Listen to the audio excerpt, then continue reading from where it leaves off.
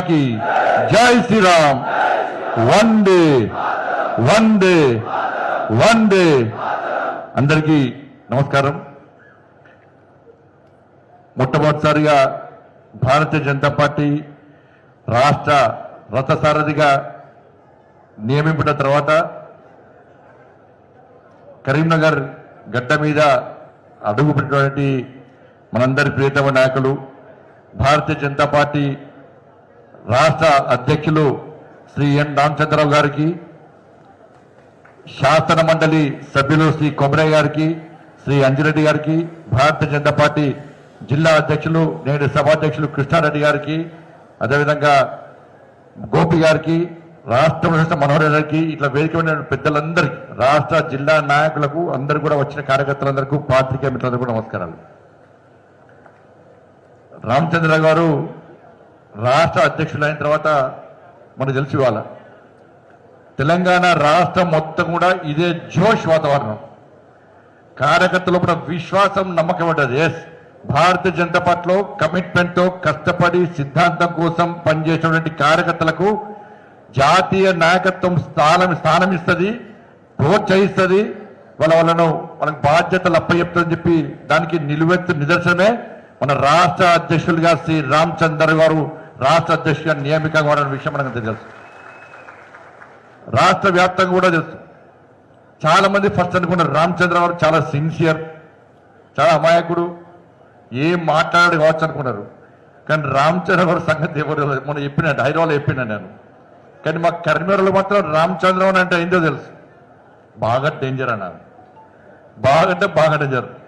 ఒక్కసారి దృష్టి పెట్టిండి అనుకో వాడిని ఇచ్చిపెట్టాడు. ఇక అప్పుడు కేసీఆర్ మీద దృష్టి పెట్టినాం మనం, ఇప్పుడు రామచంద్ర గారు కాంగ్రెస్ పార్టీ మీద దృష్టి పెట్టాడు, కాంగ్రెస్ పార్టీ అవుట్. వారి ప్లాన్, ఒక స్ట్రాటజీ, ఒక కమిట్మెంట్ నిజంగా ఈ తెలంగాణ రాష్ట్రంలో నేను అఖిల భారతీయ విద్యార్థి పరిషత్లో కార్యకర్తగా ఉన్నప్పుడు అనేక మంది భారతీయ జనతా పార్టీతో పాటు విద్యార్థి పరిషత్ కార్యకర్తలందరూ కూడా చాలా మందిని కాపాడినటువంటి గొప్ప వ్యక్తి రామచంద్రరావు గారు. ఎక్కడ ఏ కేసున కూడా అంతకుముందు తెలుసు ఈ చట్టం మీద చాలా తక్కువ అవగాహన, కేసులు, కార్యకర్తల మీద కేసులు, టీడీపీ గవర్నమెంట్ ఉన్నా, కాంగ్రెస్ గవర్నమెంట్ ఉన్నా, బీఆర్ఎస్ గవర్నమెంట్ ఉన్నా, ఏ గవర్నమెంట్ ఉన్నా ఈ తెలంగాణ రాష్ట్రంలో బతుకులు బర్బాద్ అయినాయి కేవలం భారతీయ జనతా పార్టీ కార్యకర్తలే.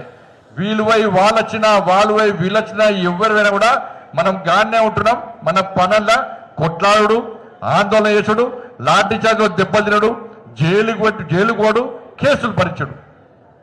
ఈ సందర్భంలో కార్యకర్తను కాపాడే ఒక వ్యక్తి ఉండాలి. మనకు ఒక లీగల్ టీం ఉండాలి.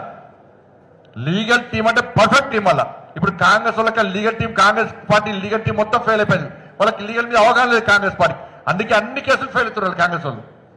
కానీ ఆ రోజు భారతీయ జనతా పార్టీ కార్యకర్తలు ఆదిలాబాద్ జంగల్లో కూడా, కరీంనగర్ జంగల్లో కూడా ఎక్కడ ఏ కార్యకర్తకు పోలీసులు పట్టుకపోయినా, అరెస్ట్ చేసినా, జైలుకు పంపే ప్రయత్నం చేసినా వెంటనే కింది స్థాయి కార్యకర్త ఫోన్ చేసి డైరెక్టర్ రామచంద్రరావు ఫోన్ చేసి, అన్నా మా కార్యకర్తను పట్టుకున్నాడు, మా నాయకుడిని అరెస్ట్ చేశారంటే వెంటనే సంబంధిత ఎస్పీలతోని, పోలీసులతోని, అడ్వకేట్స్తో మాట్లాడి వెంటనే బెయిల్ ఇప్పించడం, వాళ్ళని కాపాడే ప్రయత్నం చేసినట్టే నిజంగా చాలా గొప్ప వ్యక్తి రామచంద్రరావు.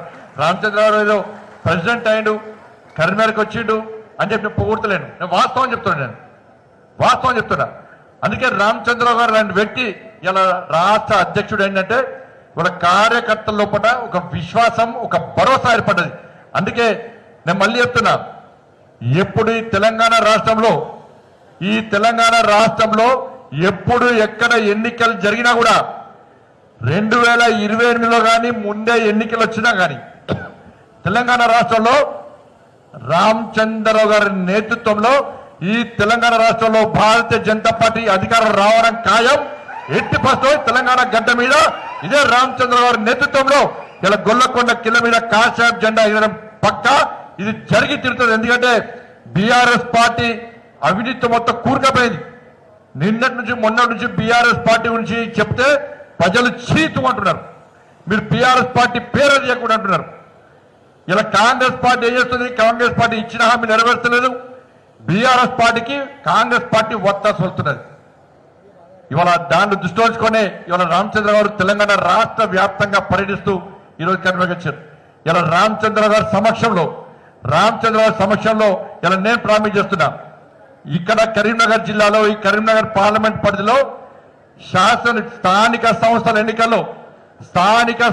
ఎన్నికల్లో ఈ కార్యకర్తలందరినీ జెడ్పీటీసీ గాని, ఎంపీటీసీ గాని, సర్పంచ్ గాని, వార్డు మెంబర్లు గాని, కౌన్సిలర్ గాని, కార్పొరేటర్లు గాని అత్యధికంగా మేమే గెలిపించి మీకు అప్పచెప్పే బాధ్యత మాది. వాళ్ళ